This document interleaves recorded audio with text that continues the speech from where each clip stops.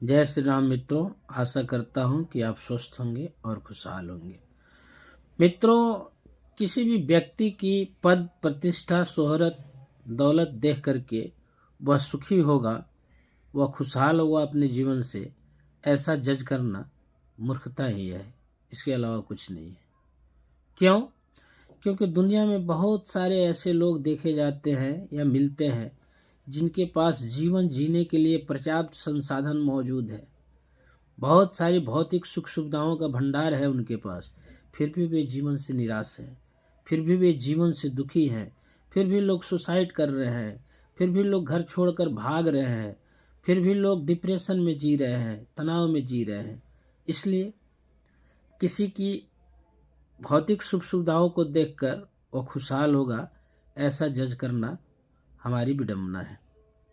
मनुष्य वास्तविक रूप से खुशहाल तभी हो सकता है, जीवन से सुखी तभी हो सकता है जब उसकी चेतना जागृत हो, जब वह अपने अंतरात्मा में विचार करना सीख जाता हो, जब वह प्रकृति के रंगों से मेल खा जाता हो, जब वह दुनियादारी के असली अनुभव से परिचित हो जाता हो, तभी वह सुखी हो पाता है। और इसके लिए मनुष्य को बड़े दार्शनिक लोगों का विचार पढ़ना चाहिए, अच्छी पुस्तकें पढ़ना चाहिए, अपने अध्यात्म का अध्ययन करना चाहिए, अपने ग्रंथों को पढ़ना चाहिए और उसे समझना चाहिए, अपने जो भी श्रेष्ठ जन हैं उनके मार्गदर्शन को समझना चाहिए, तभी वास्तविक रूप से वो खुशहाल हो सकता है। क्योंकि मनुष्य के जीवन में वास्तविक आनंद तभी आता है जब वह जीवन और अपने आप से पूर्ण रूप से परिचित हो जाता है।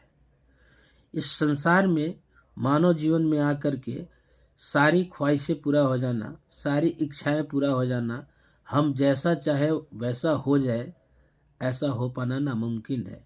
क्योंकि प्रकृति के रास्ते अलग हैं और मनुष्य की इच्छाएं अलग हैं। ये दोनों आपस में मेल नहीं खाती है, यहीं से दुख पैदा होता है और यह दुख आदमी को झकझोर जाता है। लेकिन जब वास्तविक के चीज से मनुष्य परिचित हो जाएगा तो उसके अंतरात्मा में सुख का अनुभव होगा, जीवन के प्रति उसकी उदासीनता समाप्त होगी।